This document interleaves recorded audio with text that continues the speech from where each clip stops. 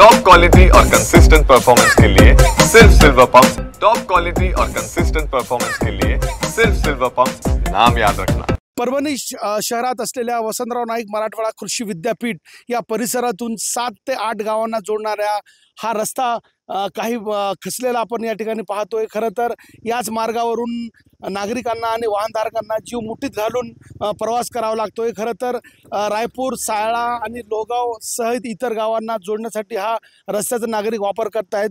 मात्र रस्ता अशा प्रकारे खचून गेलाय आणि पावसाळ्याच्या तोंडावर कुठेतरी जीव मुठीत घालून नागरिकांना या ठिकाणी प्रवास करावा लागतोय। खरं तर कुठल्याही प्रकारचा डागडुजी या ठिकाणी करण्यात आली नाही आणि त्यामुळे वाहनधारकांना या ठिकाणी नाहक त्याचा त्रास सहन करावा लागतोय।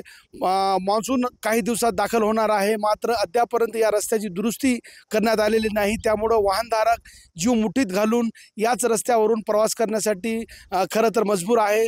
प्रशासनाने लवकरात लवकर या रस्त्याची पुलाची दुरुस्ती करण्याची मागणी वाहनधारकांकडून केली जाते, मात्र तुर्तास याच तुटलेल्या पुलावरून वाहनधारकांना जीव मुठीत घालून प्रवास करावा लागतोय।